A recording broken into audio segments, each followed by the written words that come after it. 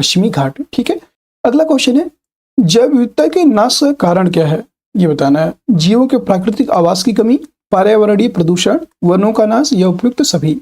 यहाँ पे बताना है कि जैव विविधता का नाश हो रहा है, जैव विविधता का जो ह्रास हो रहा है, उसका क्या कारण हो सकता है।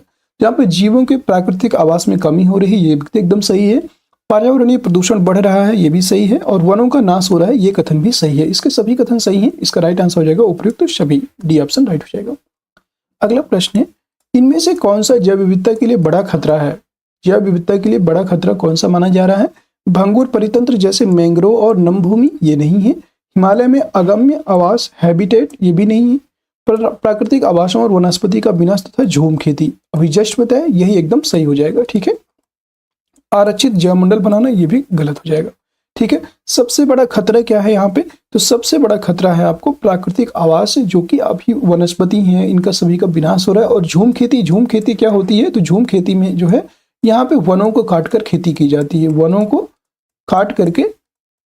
काट कर यहाँ पे खेती की जाती है, और इसीलिए यहाँ पे सबसे ज्यादा ये विनाशकारी हो रहा है, सबसे बड़ा खतरा है। अगला प्रश्न है राष्ट्रीय उद्यानों में आनुवंशिक विविधता का रख रखाव किया जाता है। जो राष्ट्रीय उद्यान होते हैं, यहाँ पे आनुवंशिक विविधता का रख रखाव किया जाता है, तो इन सीटू संरक्षण के द्वारा। इन सीटू मतलब आंतरिक संरक्षण के द्वारा। ठीक है, तो ए ऑप्शन यहाँ पे करेक्ट हो जाएगा। इसके बारे में एक बार देख लीजिएगा, इसका थोड़ा सा इंपॉर्टेंट क्वेश्चन था, इसलिए इसकी व्याख्या भी आपके लिए लेकर के आए हैं। राष्ट्रीय उद्यानों तथा वन्य जीव अभ्यारण्यों में इन सीटू जो संरक्षण है, इन सीटू संरक्षण द्वारा आनुवंशिक विविधता का रख रखाव किया जाता है। जब किसी वनस्पति या जीवों का संरक्षण उनके मूल प्राकृतिक आवास क्षेत्र में ही किया जाता है, तो उसे इन सीटू संरक्षण कहते हैं। जबकि उन्हें कहीं दूसरे स्थान पर संरक्षित किया जाता है, तो उसे एक्स सीटू संरक्षण कहा जाता है। मान लीजिए कि कहीं जैसे शेर है, मान लीजिए कोई शेर है, और उसको जो है शेर वर्तमान में गुजरात में है सबसे ज्यादा। ठीक है, और मान लीजिए उन गुजरात के शेरों को मध्य प्रदेश में स्थानांतरित किया जाएगा, तो वो एक्स सीटू कहलाएंगे। मतलब बाह्य जो क्षेत्र है एक्स सीटू संरक्षण कहा जाएगा, लेकिन वो गुजरात में है और गुजरात में ही उनको संरक्षित किया गया है, तो उसे इन सीटू संरक्षण कहा जाएगा। इस तरह से आप याद रखिएगा। ठीक है, क्षेत्र विशेष में ही रहने पर इन सीटू, और क्षेत्र विशेष के बाहर रहने पर एक्स सीटू कहलाता है, एक्स सीटू संरक्षण कहा जाएगा। अगला प्रश्न है निम्नांकित में से क्रायोबैंक एक्स सीटू संरक्षण के लिए कौन सी गैस सामान्यतः प्रयोग की जाती है। एक्स सीटू संरक्षण के लिए कौन सी गैस प्रयोग की जाती है, ये बताना है। नाइट्रोजन, ऑक्सीजन, कार्बन डाइऑक्साइड या मीथेन। तो याद रखिएगा नाइट्रोजन गैस का प्रयोग किया जाता है। अगर हम आपसे पूछ ले कि वायुमंडल में नाइट्रोजन का प्रतिशत कितना है, तो वायुमंडल में नाइट्रोजन जो है 78% पाई जाती है। ठीक है, वायुमंडल में नाइट्रोजन 78%। और ऑक्सीजन की बात करेंगे तो ऑक्सीजन यहाँ पे 21% वायुमंडल में पाई जाती है। ठीक है, और पृथ्वी पर अगर देखा जाए तो पृथ्वी पर जो भूपर्पटी है, पृथ्वी की जो भूपर्पटी है, वहां पर सबसे अधिक क्या पाया जाता है, तो वहां पर सबसे अधिक फिर ऑक्सीजन पाया जाएगा। अगला प्रश्न है निम्नलिखित में से कौन सी जैव विविधता के संरक्षण के लिए महत्वपूर्ण रणनीति है। जैव विविधता का जो संरक्षण है, इसके लिए महत्वपूर्ण रणनीति कौन सी है। जैवमंडल रिजर्व, वनस्पतिक उद्यान, राष्ट्रीय पार्क, जंगली जंतु अभ्यारण्य। याद रखिएगा जैवमंडल रिजर्व, ये जैव विविधता के संरक्षण के लिए सबसे महत्वपूर्ण रणनीति है। यह ऑप्शन करेक्ट हो जाएगा। अगला प्रश्न है red data book. Red data book अथवा रेड लिस्ट से संबंधित संगठन है। तो रेड डाटा बुक क्या है, होता है रेड डाटा बुक, इसके लिए भी आपको बताते हैं। UTES नहीं, IUCN, IBWC या WWF। तो WWF जो है यह वर्ल्ड वाइल्ड लाइफ फंड होता है। ठीक है, और IUCN यही है आपका। ठीक है, IUCN जो है रेड डाटा बुक या रेड लिस्ट से संबंधित संगठन है। ठीक है, ये आपका बी ऑप्शन करेक्ट हो जाएगा। IUCN की बात करें तो IUCN का फुल फॉर्म होता है international union for conservation of nature, ये इसका फुल फॉर्म होता है। ठीक है, और इसमें क्या होता है, जो विलुप्त प्राय प्रजाति होती हैं, विलुप्त प्राय जीव होते हैं, उनका संरक्षण किया जाता है। बी ऑप्शन करेक्ट हो जाएगा। अगला प्रश्न रेड डाटा बुक का संबंध है। रेड डाटा बुक की बात करेंगे तो अभी बताइए आपका इसका संबंध है IUCN से। ठीक है, international union for conservation of nature. और इसका संबंध किससे है, तो विलुप्त के संकट से ग्रस्त जीव जंतुओं से है। जो विलुप्त प्राय जीव जंतु हैं और वो संकट से ग्रसित हैं, मतलब विलुप्त होने की कगार पे हैं, उनका संरक्षण इसमें किया जाता है। बी ऑप्शन करेक्ट हो जाएगा। अगला प्रश्न है निम्नलिखित भारतीय पक्षियों में कौन सा अत्यधिक संकटापन्न किस्म है, मतलब सबसे अधिक कौन से संकट में है। Golden oriole, great Indian bustard, Indian fantail pigeon या इंडियन सनबर्ड? तो याद रखेंगे ग्रेट इंडियन बस्टर्ड ये अत्यधिक संकटापन्न किस्म है, बी ऑप्शन करेक्ट हो जाएगा। अगला प्रश्न है, किसी प्रजाति को विलुप्त माना जा सकता है? मान लीजिए कोई प्रजाति है और उसको विलुप्त कब माना जा सकता है? जब वह अपने प्राकृतिक आवास में देखी नहीं गई हो। तो जब वह प्राकृतिक आवास में अपने कब से नहीं देखी गई हो? 15 वर्ष से, 25 वर्ष से, 40 वर्ष से या 50 वर्ष से? तो याद रखिएगा उस प्रजाति को विलुप्त तब माना जाएगा जब वह अपने आवास में 50 वर्ष से नहीं देखी गई हो। डी ऑप्शन करेक्ट हो जाएगा। इसका क्राइटेरिया 50 वर्ष रखा गया है। कोई भी जैसे प्रजाति है, कोई भी जीव जंतु है, अगर वो अपने प्राकृतिक आवास में 50 वर्षों से नहीं देखा गया है तो वह विलुप्त माना जाएगा। ठीक है, तो यहाँ पे इसके लिए 50 वर्ष निर्धारित किया गया है, याद रखिएगा। अगला प्रश्न है आपका यहाँ पे, भारत में गिद्धों की तेजी से घटती जनसंख्या का मुख्य कारण क्या है? डिक्लोफिन एक दवा का अत्यधिक प्रयोग, जानवरों की कम मृत्यु दर, जानवरों की अधिक मृत्यु दर या स्वच्छता? याद रखेंगे जो भारत में गिद्ध हैं वो जो है एक एंटीबायोटिक होती है, एक दवा होती है, उसके कारण जो है उनकी मृत्यु हो रही है। इस दवा का नाम है डिक्लोफेनिक दवा का अत्यधिक प्रयोग। यह एक दर्द निवारक दवा होता है, इंजेक्शन होता है, जो कि आज की डेट में आप देखेंगे तो जानवरों को सबसे अधिक दिया जाता है। अगर जानवरों को ये इंजेक्शन दिया जा रहा है, जैसे उनको बुखार है, डॉक्टर मतलब जो जानवर होते हैं उनको कोई भी परेशानी होती है तो सबसे ज्यादा ये दवा को प्रयोग किया जाता है, डिक्लोफेनिक दवा। और इसी को जैसे कोई भी जानवर हैं उन पे ये दवा गई और फिर ये जब वो जानवर खत्म हो जाते हैं तो उनको बाहर फेंक दिया जाता है खुले वातावरण में। और जब गिद्ध जो होते हैं, गिद्ध उनका भक्षण करते हैं, उनको खाते हैं, तो उनके शरीर में भी ये डिक्लोफेनिक दवा पहुंच जाती है और जिससे उनकी मृत्यु जल्दी हो जाती है और इसीलिए सबसे जल्दी उनकी जनसंख्या घट रही है। ये ऑप्शन करेक्ट हो जाएगा। ठीक है साथियों, आपको समझाने की कोशिश पूरी की जा रही है ताकि आप लोग होते हैं तो 2 से 4 बार बोलते हैं। अगला प्रश्न है, भारत में गिद्धों की कमी का अत्यधिक प्रमुख कारण है। तो गिद्धों के अत्यधिक प्रमुख कारण क्या है? अभी बताया आपको, जानवरों को दर्द निवारक देना, मतलब जानवर जो होते हैं उनको दर्द निवारक ये इंजेक्शन दिया जाता है और इसका नाम है डिक्लोफेनिक। आपको इंजेक्शन का नाम जरूर याद रखना है, सी ऑप्शन करेक्ट हो जाएगा। अगला प्रश्न आपका रामसर सम्मेलन संबंधित है। जो रामसर कन्वेंशन है या रामसर सम्मेलन है, ये किससे संबंधित है? अगर बात करेंगे जलवायु परिवर्तन से, नहीं, कीटनाशक प्रदूषण से, ओजोन परत संरक्षण से या आर्द्रभूमि संरक्षण से? तो याद रखिएगा यह संबंधित है आर्द्रभूमि संरक्षण से। डी ऑप्शन करेक्ट हो जाएगा, आर्द्रभूमि संरक्षण। ये आपका यूपी ROARO री एग्जाम 2016 में पूछा गया था। अगला प्रश्न है आपका, बिहार का प्रथम रामसर क्षेत्र कहाँ स्थित है? बिहार का प्रथम रामसर क्षेत्र कहाँ स्थित है? बेगूसराय, बांका, भागलपुर, भोजपुर? उपयुक्त में से कोई नहीं, उपयुक्त में से 66वें BPSC री एग्जाम 2020 में पूछा गया था। तो याद रखेंगे बिहार का जो प्रथम रामसर क्षेत्र है यह बेगूसराय में स्थित है। ये ऑप्शन करेक्ट हो जाएगा, बेगूसराय।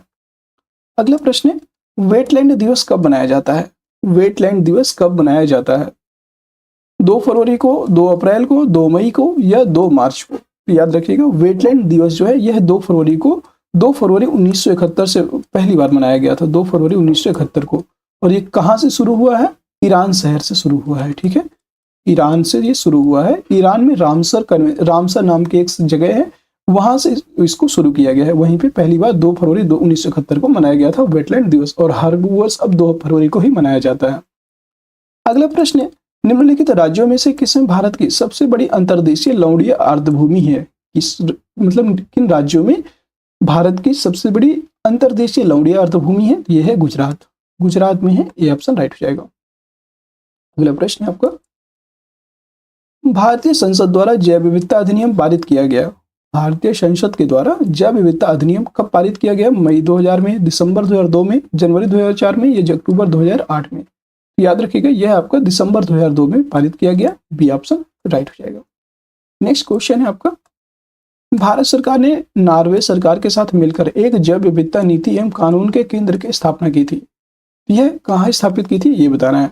देहरादून, चेन्नई, शिलांग या नई दिल्ली? तो याद रखिएगा यह आपका जो है नई दिल्ली में इसकी स्थापना की गई थी, सॉरी चेन्नई में इसकी स्थापना की गई थी। बी ऑप्शन करेक्ट हो जाएगा। और ये भारत सरकार ने जो है नॉर्वे जो एक देश है इसके साथ मिलकर के एक जैव विविधता नीति एवं कानून केंद्र की स्थापना की गई थी। और नॉर्वे की राजधानी ओस्लो है, याद रखिएगा नॉर्वे की राजधानी ओस्लो। और याद रखिएगा दोस्तों, मैं आपको एक चीज बताना चाहता हूँ कि एक दिन हम लोग जो है विश्व के जितने भी देश हैं सभी देशों की राजधानी और उनके जो करेंसी है, मुद्रा है, उस पर एक वीडियो लेकर के आएंगे। क्या है कि आपके जितने भी अभी एग्जाम्स हुए हैं बीपीएससी के, उन सभी में बीपीएससी के जितने भी एग्जाम्स हुए हैं, चाहे बीपीएससी जो आपकी 17th बीपीएससी हुआ है उसमें, या तो आप देखेंगे बीपीएससी की टीआरई के सभी पेपर, सभी में जो है देशों की राजधानी और करेंसी, देशों की जो राजधानी है और करेंसी, सभी से क्वेश्चन जरूर पूछा है। तो याद रखिएगा, हम लोग राजधानी और करेंसियों को जरूर एक बार देखेंगे, ठीक है। एग्जाम से पहले कोशिश करेंगे जल्द ही उसका वीडियो आए ताकि आप उसे सही से कंप्लीट कर पाएं। अगला प्रश्न है, सबसे लंबा जीवित वृक्ष है, सबसे लंबा जीवित वृक्ष कौन सा है? यूकेलिप्टिस, सिकोया, देवदार या पर्णांग? तो याद रखिएगा, सबसे लंबा जीवित वृक्ष है आपका सिकोया का, बी ऑप्शन राइट हो जाएगा। अगला प्रश्न है, विश्व जैव विविधता दिवस कब मनाया जाता है? विश्व जैव विविधता दिवस 22 मार्च, 22 मई, 23 जून या अप्रैल, 16 अप्रैल? तो याद रखिएगा 22 मार्च को आपका विश्व जल दिवस मनाया जाता है। याद रखिएगा 22 मार्च को जल दिवस मनाया जाता है। और 22 मई को क्या मनाते हैं? 22 मई को आपको मनाया जाता है विश्व जैव विविधता दिवस, बी ऑप्शन करेक्ट हो जाएगा। अगला प्रश्न है, ग्रीन हाउस प्रभाव क्या है? अगला प्रश्न है आपका कि ग्रीन हाउस जो प्रभाव है यह क्या है? गैसों के वायुमंडल में जमा होने से पृथ्वी के वातावरण का गर्म होना, अम्लीय वर्षा, काली वर्षा, उपयुक्त में से कोई नहीं।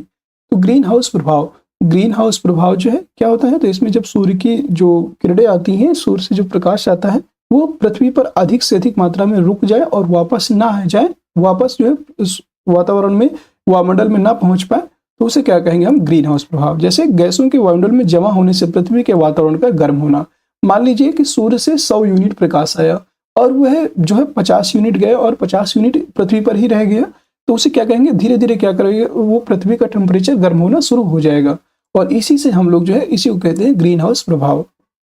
और ग्रीन हाउस प्रभाव में सबसे उपयुक्त गैस कौन सी मानी जाती है? जलवाष्प। जलवाष्प, इसके द्वारा जो है सबसे अधिक जो है जलवाष्प को इसमें कारगर माना गया है, इसी के द्वारा ग्रीन हाउस प्रभाव बढ़ रहा है। अगला प्रश्न आपको, ग्रीन हाउस गैसों की संकल्पना की थी? तो ग्रीन हाउस जो गैस है इसकी संकल्पना किसने की थी? सीसी पार्क ने, JNN जेफर्स ने, जोसेफ फॉरियर ने या एल जॉबलर ने? तो याद रखिएगा जोसेफ फॉरियर ने ग्रीन हाउस गैसों की संकल्पना की थी, सी ऑप्शन राइट हो जाएगा। अगला प्रश्न है, गैस जो धान के खेत से उत्सर्जित होती है तथा भूमि के तापमान में वृद्धि करती है वह है nitrogen, carbon monoxide, carbon dioxide या मीथेन? तो याद रखिएगा धान के खेत में कौन सी गैस का उत्पादन होता है? वो मीथेन होती है। मीथेन का सूत्र होता है CH4, मीथेन का सूत्र होता है CH4। और CH4 की बात करेंगे तो यह carbon to carbon single bond होता है। और मीथेन जो है यह इसी को मार्स गैस के नाम से भी जाना जाता है, मीथेन को मार्स गैस के नाम से भी जाना जाता है, याद रखिएगा। और यह भूमि के तापमान में वृद्धि करती है जिससे ग्रीन हाउस इफेक्ट यानी कि जो आपका ग्लोबल वार्मिंग है ये भी बढ़ता है। अगला प्रश्न है,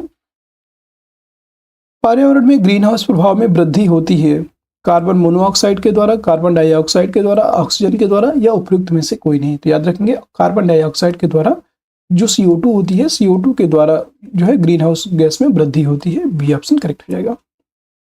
अगला प्रश्न है, निम्न में से कौन हरित गृह गैस नहीं है? कौन सी हरित गृह गैस नहीं है? Carbon dioxide, sulphur dioxide, methane या उपयुक्त सभी? याद रखिएगा जो आपकी सल्फर डाइऑक्साइड होती है ये ग्रीन हाउस गैस या हरित गैस नहीं होती है, ठीक है। तो बी ऑप्शन इसका राइट हो जाएगा। देख सकते हैं आप, ग्रीन हाउस गैसें वायुमंडल में उपस्थित वह गैसें हैं जो तापीय और रक्त विकिरण की रेंज के अंतर्गत विकिरणों का अवशोषण एवं उत्सर्जन करती हैं। पृथ्वी के वायुमंडल में पाई जाने वाली प्रमुख ग्रीन हाउस गैसें हैं जैसे जलवाष्प, carbon dioxide, methane, ozone, nitrous oxide तथा क्लोरोफ्लोरोकार्बन। सल्फर डाइऑक्साइड SO2 प्रत्यक्ष रूप से ग्रीन हाउस प्रभाव नहीं पैदा करती है, ये भी आप याद रखेंगे। और जितने भी साथी जुड़े हुए हैं जिनको भी क्लास पसंद आ रही है तो सभी से विनम्र निवेदन है कि आप लोग क्लास को लाइक जरूर कर दिया करें और एक प्यारा सा कमेंट अपना जो भी आपके मन में हो, अच्छा गलत बुरा जो भी मतलब आपको क्लास को देख करके लगा हो और लगा हो कि हमारे द्वारा किया गया प्रयास जो है आपको तैयारी करने में सफल हो रहा है, तो जरूर एक बार उसको लाइक जरूर कर दीजिएगा और एक कमेंट जरूर किया करिए। आज की क्लास का अंतिम प्रश्न है, वायु में कार्बन डाइऑक्साइड की बढ़ती हुई मात्रा से वायुमंडल का तापमान धीरे धीरे बढ़ रहा है क्योंकि कार्बन डाइऑक्साइड वायु में उपस्थित जलवाष्प को अवशोषित कर उसकी ऊष्मा को संचित करती है, गलत। सौर विकिरण के परावैंगनी अंश को अवशोषित करते हैं, ये भी गलत है। संपूर्ण सौर विकिरण को अवशोषित कर सकती है, ये भी गलत है। सौर विकिरण के अवरक्त अंश को अवशोषित करती है, ये एकदम सही है। जो सौर विकिरण आता है उसके अवरक्त अंश को अवशोषित कर लेती है और धीरे धीरे पृथ्वी का जो टेम्परेचर है बढ़ने लगता है। डी ऑप्शन यहाँ पे राइट हो जाएगा। ठीक है, आप याद रखिएगा। और जितने भी साथी हैं, आज की क्लास यहीं पे समाप्त हो रही है साथियों, और सभी साथियों को बहुत बहुत धन्यवाद क्लास में बने रहने के लिए। जितने भी साथी हैं क्लास को लाइक जरूर कर दीजिएगा, शेयर कर दीजिएगा और एक कमेंट जरूर कीजिएगा। इसका पीडीएफ आपको टेलीग्राम चैनल पे मिल जाएगा। जैसे कि सभी पिछली जितनी भी क्लासेस हैं सभी का पीडीएफ टेलीग्राम चैनल में अपलोड है, वहां से आप उनको डाउनलोड कर सकते हैं। पीडीएफ आपको टेलीग्राम चैनल, जिसका लिंक आपको वीडियो के डिस्क्रिप्शन में दिया हुआ है, या तो आप सर्च कीजिएगा विद्यालय एजुकेशन ऑफिशियल, विद्यालय एजुकेशन ऑफिशियल सर्च करेंगे तो वहां से आपको इसका पीडीएफ भी मिल जाएगा और इसको ज्वाइन कर सकते हैं। ठीक है, फिर मिलते हैं